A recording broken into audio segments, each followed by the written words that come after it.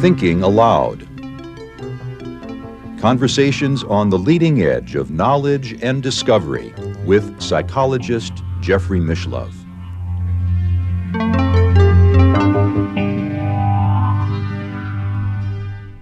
Hello and welcome. I'm Jeffrey Mishlove. Our topic today is the history of gender and sexual identity. With me is P. Sufenas Virius Lupus, who is a practicing polytheist and author of numerous books, including A Serpent Path Primer and Ephesia Grammata, Ancient History and Modern Practice. He is also known by his legal name, Phillip Bernhardt-House, and he teaches in social studies at Skagit Community College on Whidbey Island in Washington. Welcome, Lupus. Thank you so much. It's wonderful to be with you. Pleasure to be with you. And I know that throughout our interviews, I've occasionally referred to you by the male pronoun he, and you've tried to explain to me it's not appropriate. You don't think of yourself as a he. And of course, it's just an old habit for me. I haven't really learned how to speak otherwise, so I apologize. Thank you. Yeah, I do apologize for that, but we don't have good pronouns for people who are, what would you call, multigender? Well, I tend to say gender diverse. Mm-hmm. And it's true. In English, for the most part, we don't have much recognition of gender in our language, period. About the only things that get gendered are things like ships, which are she's. And then one of the only places that it kind of applies adjectively is if a woman is blonde, it's spelled with an E rather than without. Yeah. Whereas in many other languages, there are two or more genders. I know in German, every noun is either masculine or feminine. Right, and then there's also neuter in many languages. Yes. Yep. Yeah. And so that's one aspect of the question. There have been various alternate pronouns suggested over the last 40 or 50 years, often to be kind of gender-neutral pronouns. Mm-hmm. So the ones that I prefer for myself are what are called the Old Spivak pronouns. Spivak was a mathematician, interestingly, and in the 70s came up with a gender-neutral pronoun, which is just E. So it's, there's he, you add a little bit to it, it's she, and you take away the H or the S from the whole thing, and you've just got E. I see. And then in the object sense, then it's M, so EM. And then in the possessive senses, it's like there without the TH. So it's EIR, heir or heirs, and then the reflexive is M-self. Well, maybe in the future everybody will speak that way. Right, or there are, at least 20. I'm going to do something I don't usually do, and I never recommend my students do, but the Wikipedia article on gender-neutral pronouns is quite comprehensive, has a wonderful little graph that shows how they're all used on a chart, and gives examples and where they come from and so forth. And as I said, there's about 20. A lot of people these days kind of find it easiest to default to the singular they. And the singular they has actually a very interesting history. The singular they was used by Chaucer, was used by Shakespeare, was used by Jane Austen. So it used to exist in English. And the time that it went out of English usage was in the Victorian period. And what was happening in the Victorian period was that was sort of the height of the British Empire in many respects, and the colonization of lots of other cultures around the world. One of the first things that happened was they did away with their more than two gender system. Oh. So the general they was eliminated in favor of preferably just he for a general person, but he or she, because you must be either one or the other. There's only the two choices. Well, one of the interesting things that came up in an earlier conversation that we had is that prior to this period, about 150 years ago, we didn't have a concept of heterosexual or homosexual. Exactly. We think of those ideas as being a type of person, a kind of constitutional part of someone's identity. And with a lot of the studies that are happening these days on neurobiology, genetics, psychology, and so forth, it's thought to be kind of a constitutional thing. There's very little somebody can do about it to change it.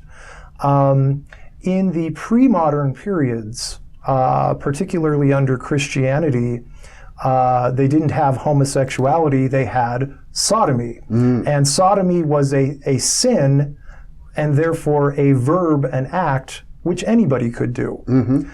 So you had to constantly fight off the urge to be a sodomite, kind of a thing. That was the way that it was understood, that you could fall into that sin just as easily as anything else. And I gather what that meant is that if you were having sexual experiences that didn't involve penetration, two men, for example, that would not be considered sodomy.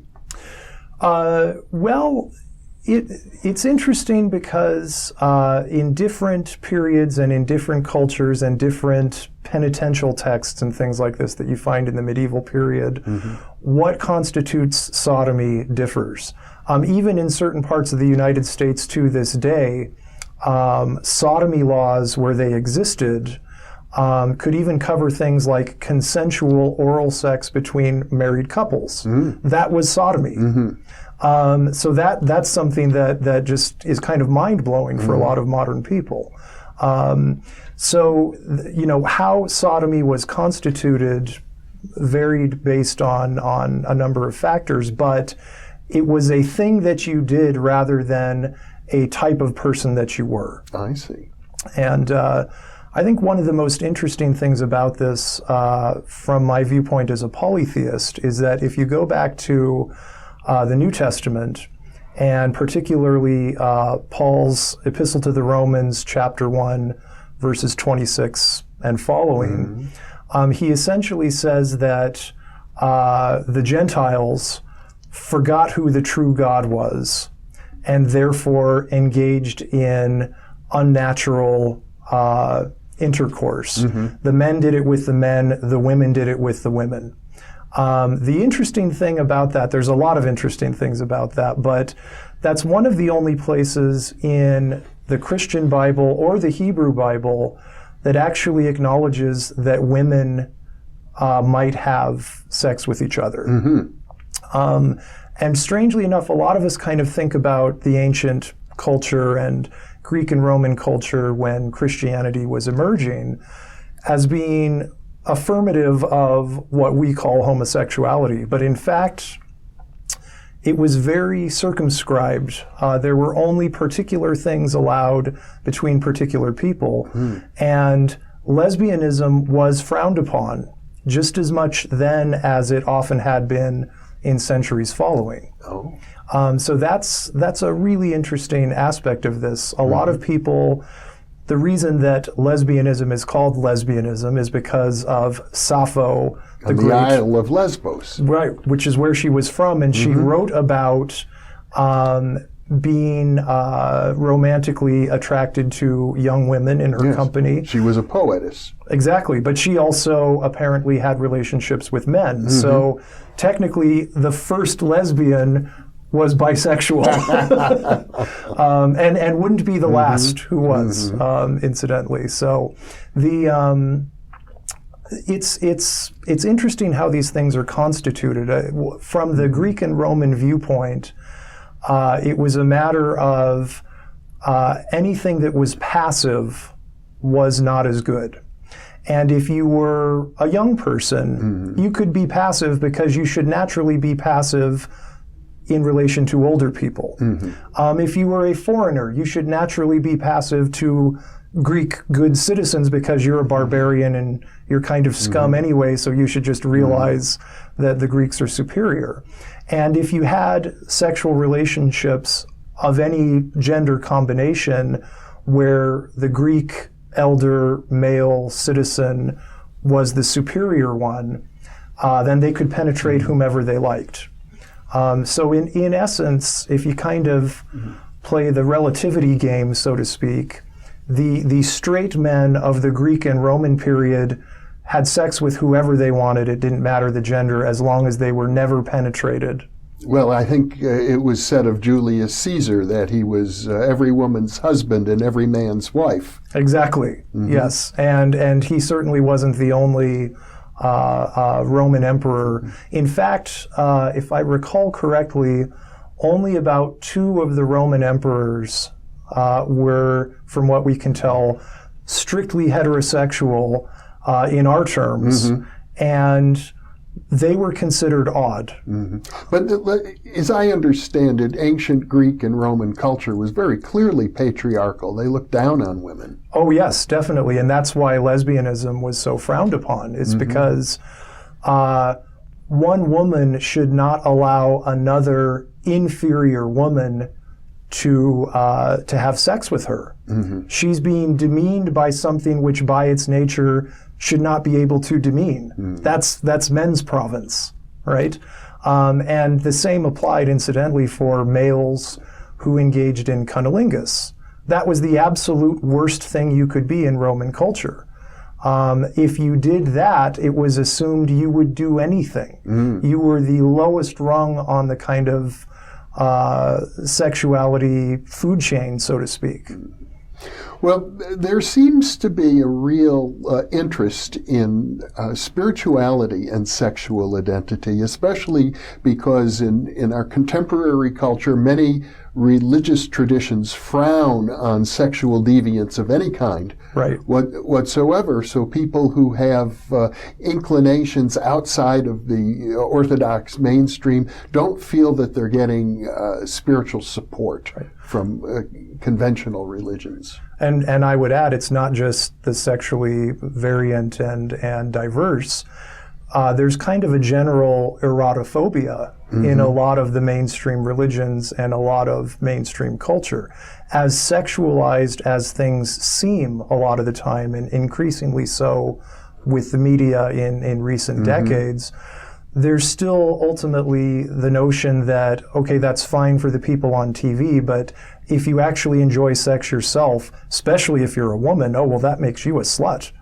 So there's the Madonna whore complex, and there's the locker room posturing of, oh, you're a stud if you're male and so on, and you should be able to do that, but certain acts are outside of that. So in a spiritual context and in a religious context, these messages are often repeated and reinforced in various different ways. So there's been some questioning of that, useful questioning in my view, to kind of challenge that, because in many cultures there were either gender diverse or sexually diverse roles that were connected to spiritual roles. If you want to speak in the language of active and passive, which I don't think necessarily plays out across the board, but for the sake of argument, let's look at that. If you are a particular type of spiritual practitioner, a spiritually passive state is what you want, because then deities can speak through you, and so forth. So that becomes, in essence, a prerequisite, or often a symptom, if you like, of certain shamanic practitioners, certain types of priesthoods and sacred roles in a number of cultures had these identities. Spiritualist traditions and African traditions, for example, where it's important to become a medium for spiritual energies. I think in Haitian voodoo, for example, it's a good medium is referred to like a horse who lets the rider on her back. Precisely, yeah. And it's one of those things that I suppose you can't quite grasp until you've done it to an extent. But this applied to a number of different ancient priesthoods. So, for example, in Ephesus, there was a particular priesthood associated with Artemis of Ephesus that was called the Megabizoi. The great goddess of Ephesus, who is sometimes depicted as having, 100 breasts. Right. Well, and there's also debate on, is it really breasts? That's a whole other topic. Yes, I know in one of your writings you suggest maybe they were testicles. Well, that is one suggestion. Another one is bee egg husks. But I think the best description of it is that it's maybe an earlier Anatolian kind of goatskin breastplate that was kind of stylized in the earliest drawings and then eventually just kind of became more and more rounded. In any case, I sidetracked you. Sure, oh, no worries. It's a history of tangents for any of these topics. But so the Megabizoi were a gender variant priesthood who were not male or female. Most of them seem to have been what we would now call in gender diverse communities assigned male at birth. And then later on, when they took on that role, they were no longer considered men. They weren't considered women, but they were just gender variant. They were another gender to themselves. Another example of that would be the Galli of Cybele, the Magna Mater, the great goddess, who the Romans adopted. In fact, the Romans brought her cult from Asia Minor to Rome specifically because an oracle told them that if they didn't, they wouldn't be able to defeat the Carthaginians. They were not fans of the priesthood, though, because the priesthood was these males called the Galli, who, in a great ecstatic ritual, self-castrated. Oh.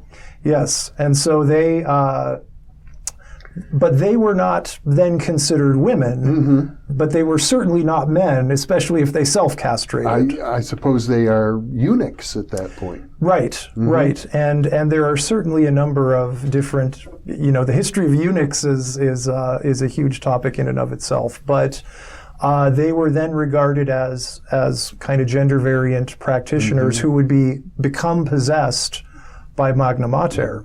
In the later periods of the Roman Empire, castration was outlawed.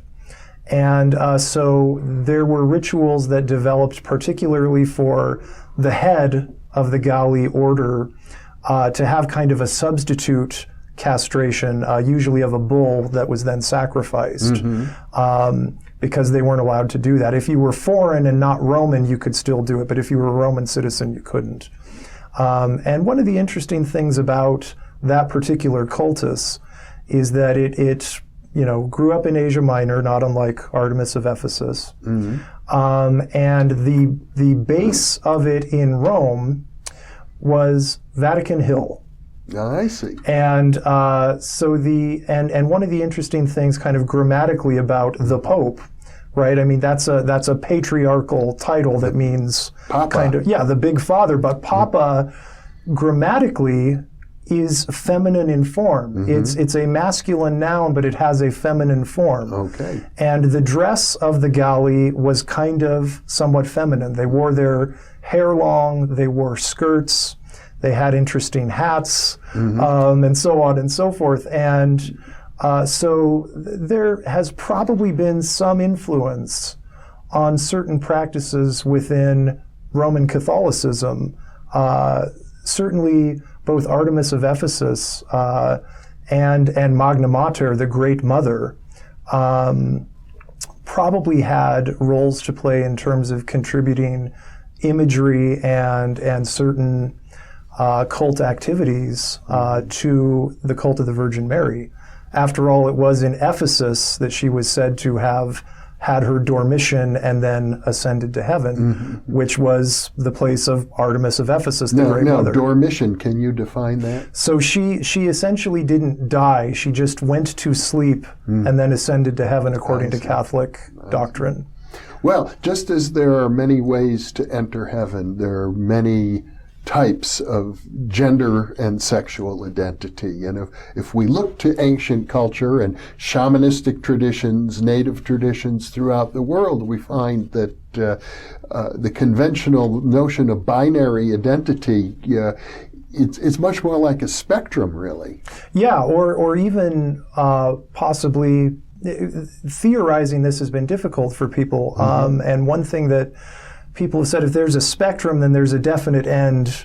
And oftentimes when that's expressed in gender, there's male and there's female and then there's things in between. Yeah. But these days people are starting to talk about kind of a gender sphere. There might be poles, but then there's all kinds of other spots, and who's to say that any spot on a sphere can't be a pole of its own? Now, I know that you in your polytheistic practice have specialized in a devotion of Antinous. Right. And that has particular meaning in terms of sexuality. Right. So one of the things about Antinous is that he was a human who underwent apotheosis. Meaning was deified. Exactly. And he was, to put it bluntly, the boyfriend of the Roman Emperor Hadrian. Who was married. He was married, conventional, just like everyone else. He was apparently a bit of a ladies' man, but he also had an eye for youths, which was perfectly acceptable at the time. And so he and Antinous were both initiated into the Eleusinian mysteries. Hadrian for the second time, Antinous for the first. They traveled around other places in the Eastern Roman Empire, and then when they were in Egypt, Antinous drowned in the Nile. If you drowned in the Nile, that was direct deification for the ancient Egyptians. And so he would have been deified whether he was the emperor's boyfriend or not.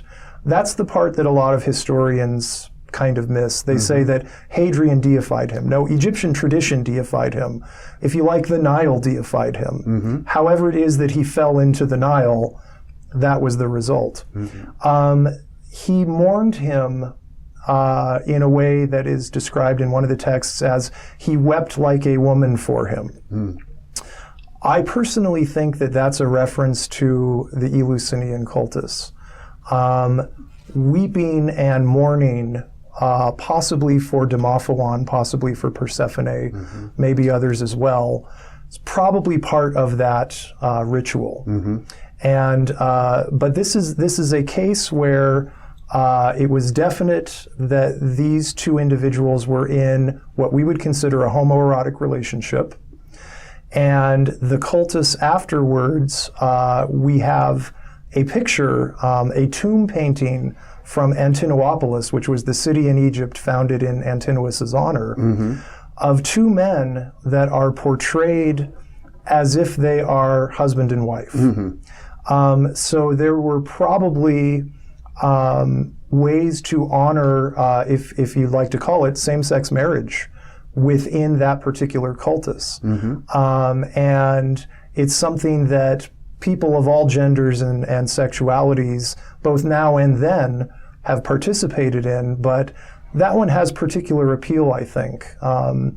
It's not unproblematic.